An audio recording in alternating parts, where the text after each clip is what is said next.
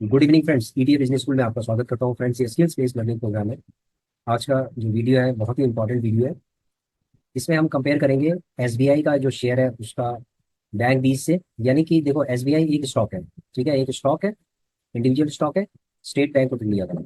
उसके बाद ये बैंक बीस है, ये ईटीएफ है, ठीक है, ये इंडेक्स का ईटीएफ है, इसका नाम है बैंक बीस। उसके बाद है एफडी। यानी कि अगर हम 25 साल पहले, 25 ईयर्स बैक, अगर हम अगर हमने तीनों में एक एक लाख रुपए लगाए होते हैं, यानी कि 1 लाख रुपए हमने एसबीआई के शेयर में लगा दिए होते, 1 लाख हमने बैंक बीस में लगा दिए होते। हालांकि बैंक बीस 2010 के बाद आया था, 2010 में लॉन्च हुआ था, तो हम 2010 से इसको कैलकुलेट करना स्टार्ट कर देंगे। उसके बाद है एफडी। ठीक है, एफडी तो पहले भी होती थी।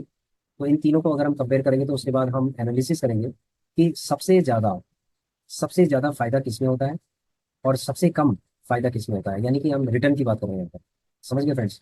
अच्छा, ये video friends basically learning purpose के लिए बनाई गई है। तो इसमें डिस्क्लेमर ये है कि कोई भी अगर आप शेयर या कोई भी अगर आप ईटीएफ लेते हो तो उसमें आप अपनी जो पर्सनल एनालिसिस है वो आप कीजिए। नहीं तो आप अपने इन्वेस्टमेंट एडवाइजर से सलाह लेने के बाद ही कोई भी अगर स्टॉक या ईटीएफ आप लीजिए। समझ गए फ्रेंड्स? अपने इन्वेस्टमेंट एडवाइजर की सलाह पे ही आप डिसीजन लीजिए। तो ये सिर्फ एक कंपेरिजन है, ये लर्निंग पर्पज से वीडियो बन रही है।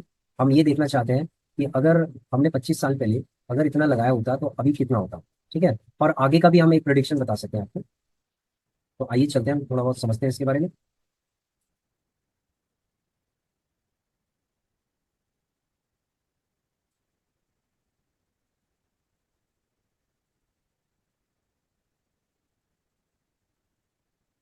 सबसे पहले हम एसबीआई का जो शेयर है उसका चार्ट देखेंगे, एसबीआई का।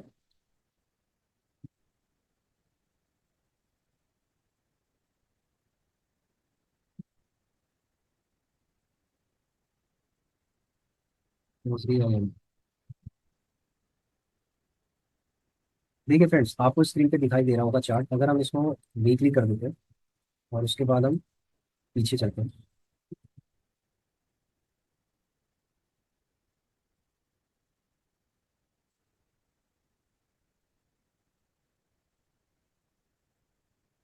हम 2000 में चलेंगे।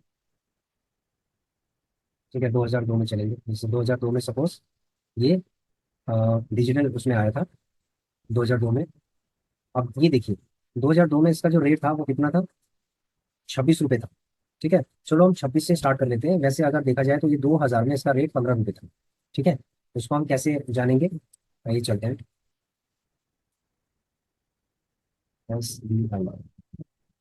एस बी आई का शेयर प्राइस हम देखते हैं मैक्सिमम। ठीक है, मैक्सिमम में हम चलेंगे। हम मैक्सिमम में आप जाएंगे तो ये देखिए, 1999 में अगर हम 2000 में चले तो 2019 रुपये का, यानी 20 रुपीज़ का आप समझ लीजिए। ठीक है, तो हम यहाँ पर लिख देते हैं 20 रुपये का। ये 2000 में 20 रुपये का। ठीक है, इसका प्राइस कितना था 2000 में? 20 रुपीज़ का था।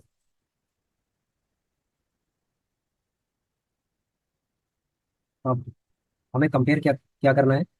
एसबीआई का शेयर, बैंक बीस और एफडी। अब क्या है, बैंक बीस का भी हम देख लेते हैं शुरू का प्राइस।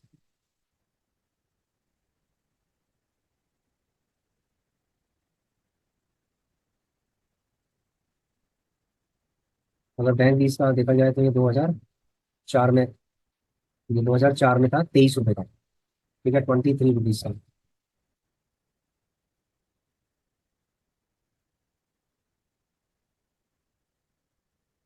ठीक है, ये है इसका प्राइस। ठीक है, तो ये है आपका, ये एसबीआई का है और ये बैंक बीस का है। ठीक है, समझ गए फ्रेंड्स? ये एसबीआई का है और ये बैंक बीस का है। आपको थोड़ा दिखाई दे रहा होगा, थोड़ा बड़ा करके इसमें। उसके बाद आता है एफडी का। ठीक है, एफडी का 7% से 8% के आसपास चलता था। मैं एवरेज मान लेता हूँ कि 25 साल में कम ज्यादा जो भी हुआ होगा 7% में एवरेज मान लेता हूँ। वैसे 7 नहीं होगा, 6.5% एवरेज होगा, लेकिन मैं 7 मान लेता हूँ। ठीक है, तो हमने इन्वेस्टमेंट कितना किया था? 1 लाख रुपए इसमें इन्वेस्टमेंट किया हमने। 1 लाख रुपए हमने इसमें इसमें इन्वेस्टमेंट किया बैंक बीस में। 1 लाख रुपए हमने एफडी में किया। समझ गए फ्रेंड्स? 1 लाख हमने एफडी में किया अब जब 1 लाख हमने एफडी में किया है तो पहले हम एफडी का कर लेते हैं, एक एक करके हम कंपेरिजन करेंगे कि 2000 में, अगर ये हो गया आपका ईयर, ठीक है, 2000 में हमने एक एफडी की 1 लाख रुपए की, तो 2025 में हमारा जो अमाउंट है वो कितना हो गया होगा? इसका जो परसेंटेज होगा वो होगा 7%। 7,000 हो गया फ्रेंड्स। 20 प्लस हो गया। उसके बाद है,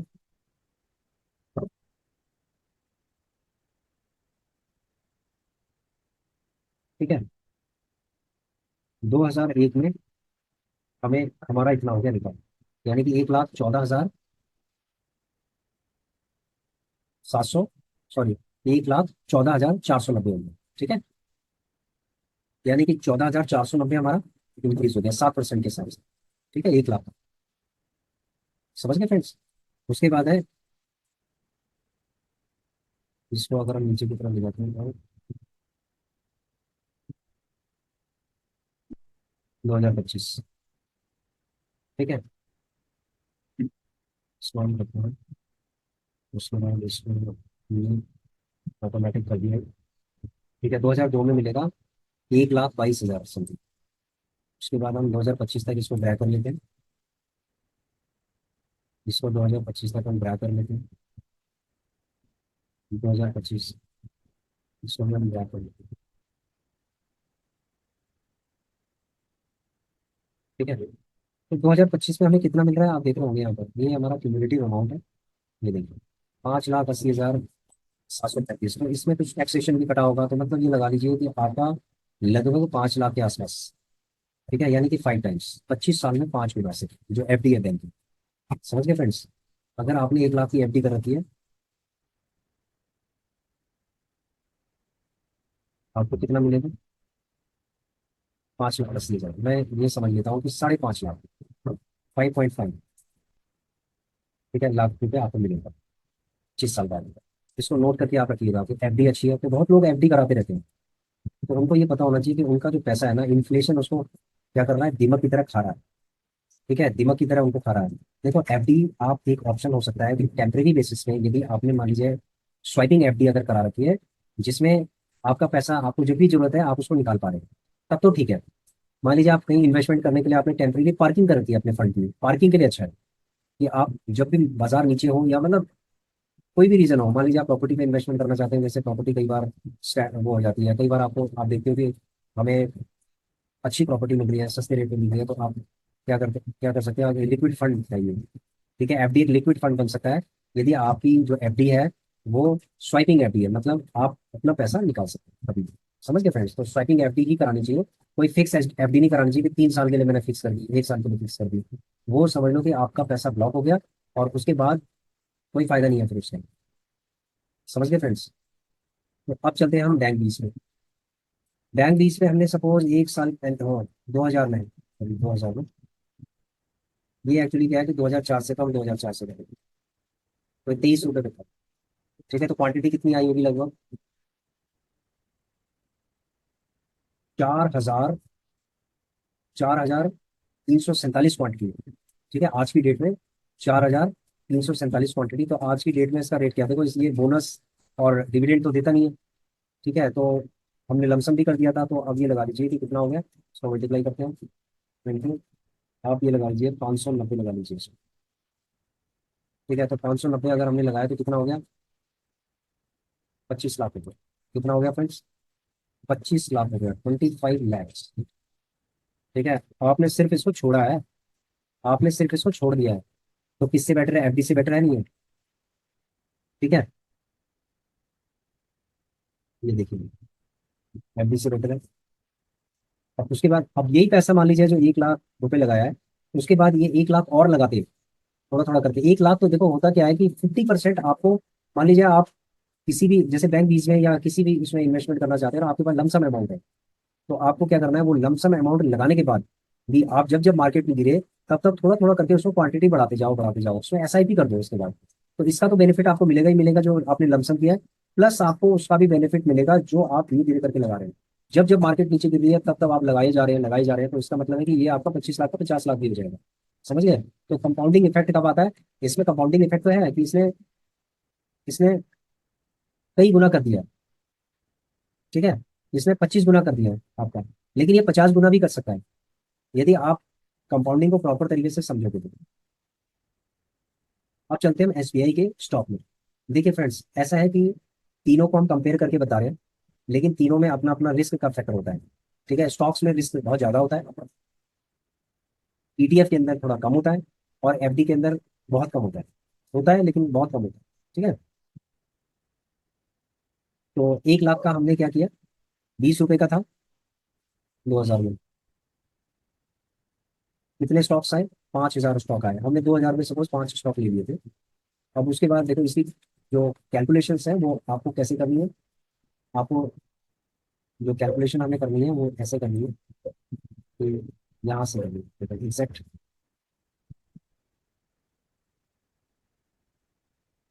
2000, ठीक है।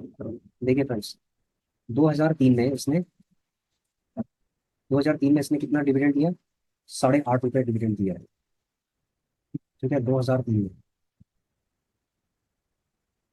8 रुपये, 8.5 रुपये दिए, तो इसका मतलब है कि कितना पर शेयर 8.5 रुपये डिविडेंड हुआ, तो 42,500 डिविडेंड हो गया, ठीक है। उसके बाद है 2004 में इसने 11 रुपये का डिविडेंड दिया, 11 रुपये का दिया, फिर 12.50 का दिया 2004 में, फिर 2000 सॉरी 2004 में 11 का, फिर उसके बाद 2005 में 12.50 का, फिर 14 का, ठीक है, फिर 14 का दिया, फिर 14 का दिया, यानी कि 2004 में, 2005 में हो गया। इसको मैं नीचे की तरफ ड्रैग करूँगा 2025 तक, ये 2025 तक। अब देखते हैं डिविडेंड कितना बनता है।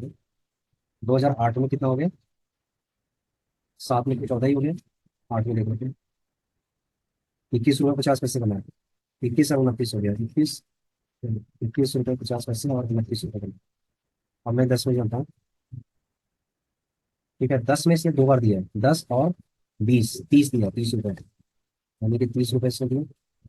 फिर उसके बाद मैं चलता हूँ 2010 के बाद 2011, फिर 30 का दिया, 2012 में 35, 30, 35, 41, 50 दिया, 2013 में 41, 50, 2014 में 30,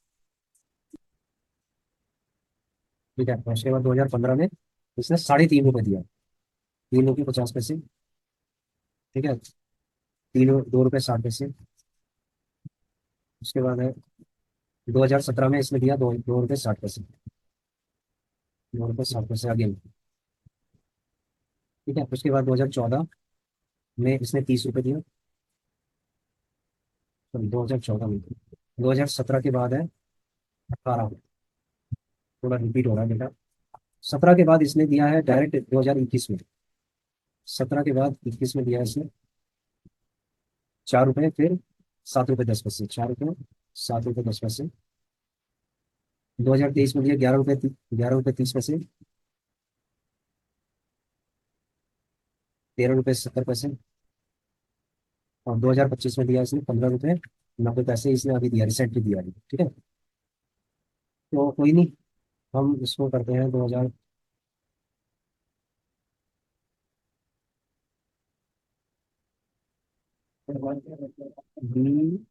सिक्स में थोड़ा कैलकुलेशन गलत होगी, हम थोड़ा इसमें ऐसा करते हैं।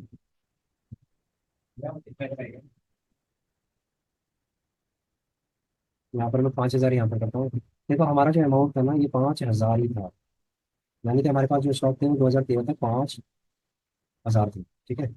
अब मैंने क्या किया, इसको 8.5 से 5,000 को मल्टीप्लाई कर दिया, समझ गए? तो ये हो गया आपका, ठीक है, डिविडेंड, ये आपका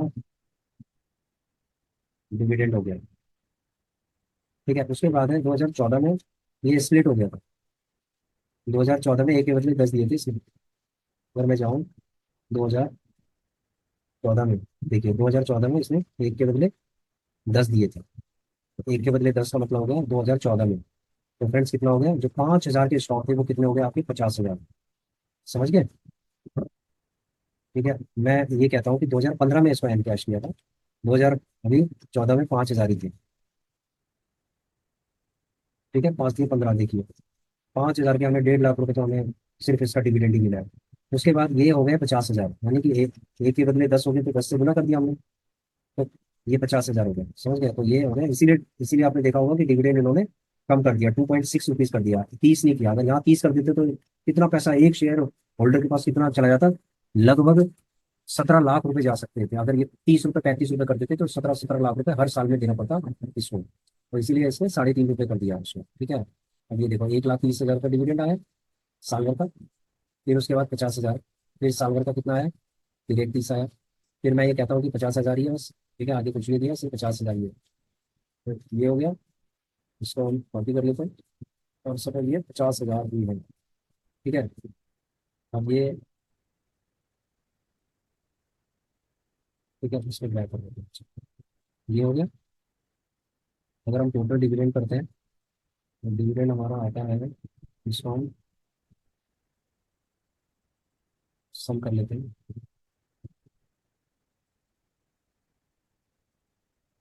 ये सम है। तो डिविडेंड कितना हो गया? 44,20,000 रुपये। ठीक है, और जो टोटल अमाउंट है वो कितना है? टोटल अमाउंट आपका 50,000 ही है, टोटल क्वांटिटी आपकी 50,000 ही है। तो आज जो रेट चल रहा है वो चल रहा है 800 रुपये।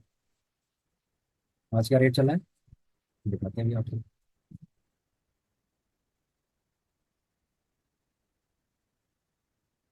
ठीक है, आज का प्राइस कितना है? 796 रुपये मान। हो सकता है कल ही ऊपर नीचे जाए, लेकिन 796 मान लेते, 796। ठीक है, इजिकल टू 796 और इंटू 50,000। तो टोटल कितना हो गया? इकाई, दहाई, सैकड़ा, हजार, 10,000, लाख, 10 लाख, करोड़। तो ये फ्रेंड हो गया 3.98 करोड़। ठीक है, प्लस 44 लाख, ये 50 लाख के आसपास ये लगा लो बस। कितना हो गया? 4.50, यानी कि 4.5 के आसपास, लगभग 4.5 के आसपास हो गया। ठीक है, 4.5 करोड़ के आसपास हो गया, सिर्फ कितने? 1 लाख रुपए। ठीक है, 1 लाख रुपए में। अब आपने देखा होगा फ्रेंड्स कि स्टॉक्स, अगर स्टॉक्स वो होने चाहिए कि जो ग्रोइंग हो, जिसकी मोनोपोली हो। ठीक है, ग्रोइंग का मतलब है कि जो आगे बोनस वगैरह सब कुछ अच्छा दे, बोनस दे, डिविडेंड दे, जो स्प्लिट भी हो सकता है। स्प्लिट होने के बाद देखो ना कितनी पावर बढ़ गई इसकी, देख रहे हो? स्प्लिट होने के बाद क्या हो? सेम ये 15 रुपए पे आ गया, देखो ना, 7,95,000 रुपये ये डिविडेंड दे रहा है बस। 6,85,000 रुपये साल भर का डिविडेंड दे रहा है। अब ये दोबारा इसने वही देना स्टार्ट कर दिया। स्प्लिट होने के बाद भी थोड़ा बहुत 1 2 3 साल तक ये वैसे ही देता रहा। उसके बाद इसने फिर देना स्टार्ट कर दिया 15। अब ये हो सकता है 30 रुपये दे देगा, फिर जिसके पास 50,000 हो गए तो 5 3 15 15 लाख रुपए का डिविडेंड उसको आ जाएगा साल भर में। तो आपने देखा होगा डिविडेंड की पावर कितनी है, समझ गए? तो स्टॉक्स क्या होता है? स्प्लिट भी होते हैं, स्टॉक्स बोनस भी देते हैं, और स्टॉक्स डिविडेंड भी देते हैं, बोनस भी देते हैं, और स्प्लिट भी होते हैं। तो तीनों चीजें, तीनों ऑप्शन इसके अंदर मिलते हैं। ठीक है, इसीलिए स्टॉक्स की जो पावर होती है बहुत ज्यादा शक्तिशाली होता है। लेकिन जो राइट स्टॉक्स है ना, जो लॉन्ग टर्म में, जो लॉन्ग टर्म वाले स्टॉक्स हैं, हमें वही खरीदनी चाहिए। समझ रहे फ्रेंड्स? अपने इन्वेस्टमेंट एडवाइजर से एडवाइस लेके आप कोई भी, आप देख सकते हैं। ठीक है, ये ट्रेनिंग पर्पज के लिए, ऐसे नहीं कि आप एसबीआई का खरीद लो। ये एक कंपैरिजन किया है इंडेक्स के साथ। ठीक है, इंडेक्स के साथ किया है। तो आज का सिनेरियो क्या है अभी? सपोज मैं एसबीआई अगर बैंक की बात करता हूँ, तो एसबीआई बैंक का जो शेयर है वो बहुत ज्यादा महंगा हो चुका है आज के हिसाब से। महंगा है या नहीं है बताइए? आज के हिसाब से महंगा। क्यों? क्योंकि ये स्प्लिट हो चुका है। जो 10 रुपए का था ना, ये जो 10 रुपए इसकी जो फेस वैल्यू थी, फेस वैल्यू के हिसाब से ये स्प्लिट हो चुका है, तो ये महंगा है, ओवर प्राइस है ये। अगर ये नीचे गिरता है तो हम ये कह सकते हैं कि ये लिया जा सकता है। मतलब ये समझ लो कि एसबीआई का जो स्टॉक है ओवर प्राइस हो चुका है। और जो 30 साल पहले, 25 साल पहले जो ग्रोथ इसने दिखाई थी, वो ग्रोथ ये आगे कितना देगा कोई पता नहीं है। ठीक है, आगे का कोई पता नहीं है, क्योंकि जो बड़े बड़े ब्लू चिप जो कंपनियां है ना, वो स्टैग्नेंट सी हो गई है, वो सिक्योर और सेफ है। मतलब आपका पैसा सेफ है, जितना नीचे गिरेगा आप उठाते जाओ तो आगे ये डिविडेंड देगा, ये सब कुछ देगा। लेकिन आप ये समझ लीजिए कि आप आगे कितनी ग्रोथ होगी ये नहीं बता सकते। ठीक है, आप देखो ये चीज है, 1 लाख में 5,000 आ सकते थे। क्या आज कोई 5,000 स्टॉक कोई ले सकता है क्या? 5,000 स्टॉक्स कोई ले सकता है क्या? बहुत मुश्किल लगता है मुझे कि 5,000 स्टॉक्स में ले लेगा आज के टाइम में, लेकिन 25-30 साल पहले हिम्मत करके 1 लाख रुपए के लिए जा सकते थे। ठीक है, उस समय भी लोगों की तनख्वाहें होती थी 5,000 से 10,000 रुपए। एक एक मैनेजर की तनख्वाह 10,000 रुपए के आसपास होती थी, 10 से 12 हजार।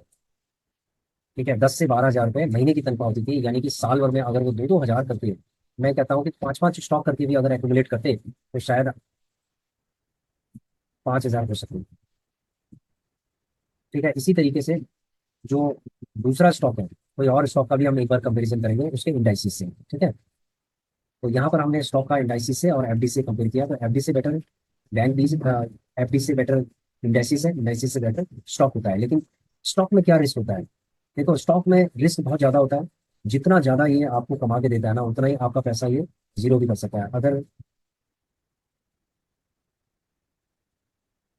पेनी स्टॉक्स अगर होते हैं, तो पेनी स्टॉक आपके पैसे को जीरो भी कर देगा। इसीलिए हमेशा ब्लू चिप कंपनियां ही लेनी चाहिए, और ये देखना चाहिए कि इसकी मोनोपोली कितनी है। ठीक है, मार्केट शेयर कितना है इसका, बाजार में इसकी डिमांड क्या है, प्रोडक्ट क्या है इसका। अब जैसे एसबीआई है, एसबीआई का प्रोडक्ट क्या है? एसबीआई की सर्विसेज है। एसबीआई एक ऐसी चीज है, एक ऐसा बैंक है जो टॉप क्लास का बैंक है, मतलब रिजर्व बैंक ऑफ इंडिया के बाद यही बैंक आता है, तो इसकी मोनोपोली सबसे ज्यादा है, सबसे ज्यादा दुनिया में इसके कस्टमर्स हैं। सबसे ज्यादा ट्रांजेक्शन एसबीआई में होती है, जो गवर्नमेंट की जितनी भी बड़ी बड़ी ट्रांजेक्शन चलती है सारी एसबीआई के थ्रू होती है, लगभग सारी एसबीआई के थ्रू होती है। मैक्सिमम जो चालान बनते हैं वो एसबीआई के थ्रू ही बनते हैं। ठीक है फ्रेंड्स, तो आशा करता हूँ कि आप लोगों को समझ में आ गया होगा ये कंपैरिजन। अब हमारी जो स्ट्रैटेजी है वो क्या है? देखो, हम बिल्कुल भी रिस्क लेना नहीं चाहते। हमने क्या स्ट्रैटेजी की थी, चलो उसमें भी बात करते हैं। अब ये चीजें समझ में आ गई आपको, अब चलते हैं अपनी स्ट्रैटेजी पे। यहाँ पर चलते हैं हम अपनी स्ट्रैटेजी पे। देखिए फ्रेंड्स, ये है फंड्स फॉर फ्री का पोर्टफोलियो। अब हम फ्री का जो पोर्टफोलियो है ना, उसको कैसे डेवलप करते हैं, इस चीज को आपको समझना बहुत जरूरी है। जैसे सपोज मान लीजिए कि जीरोधा है, जीरोधा के अंदर हमने एनुअल बेसिस पे जो हमने बेनिफिट किया है उसको हमने यहाँ लिखा है, लिखना जरूरी होता है। एम स्टॉक के अंदर जो भी हमने बेनिफिट किया है उसको हमने लिखा है। फिर हमने ऑनलाइन है, ठीक है, ये ऑनलाइन इनकम है। और उसके बाद अदर्स हो गया, ये इनकम है। तो हमने टोटल इसका किया, टोटल आया 196,500। तो इतना हमने पोर्टफोलियो तैयार करना है। अब पोर्टफोलियो में क्या क्या होगा? हमारा स्टॉक्स एंड ईटीएफ होंगे हमारे, ठीक है, जो हमने इन्वेस्टेड कर दिए। 1,17,671 हमारा ऑलरेडी इन्वेस्टेड है, और म्यूचुअल फंड के अंदर 10,000 इन्वेस्टेड है। हमें इसमें कितना करना है? ठीक है, टोटल इतना ही करना है। टोटल कितना करना है? टोटल इतना ही करना है। तो अभी इतना हो चुका है, और कितना रह गया? 68,829 रह गया। ये पिछले बैक ईयर का है ये, ठीक है, पिछले साल का है ये। अब ये पिछले साल का ही इन्वेस्टिंग चल रहा है, इन्वेस्टिंग प्रोसेस चल रहा है। और अभी नए साल का अभी हमने स्टार्ट नहीं किया है, यानी कि 2025 के बाद का जो है वो कितना होगा? लगभग हमारा जो है मैं इसको अभी करता हूँ 17,500। ठीक है, ये हो गया। तो अभी कितना है? अभी हमारे पास एक्यूमुलेट हुआ है 1 लाख समथिंग। और ये हम प्रोजेक्शन कर रहे हैं 2 का, 2 से 2.5 का प्रोजेक्शन कर रहे हैं। तो 2 से 2.5 अगर ये हो जाता है, ठीक है, ढाई ये हो जाता है और 2 ये हो जाता है, मतलब 4.5। तो टोटल जो हमारा 31 मार्च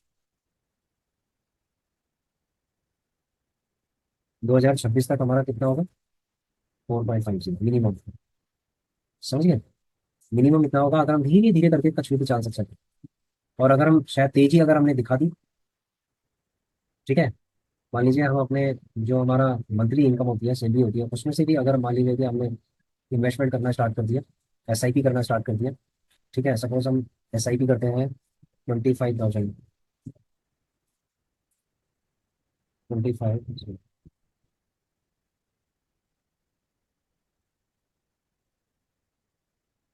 ठीक है, तो ये 3.0 है।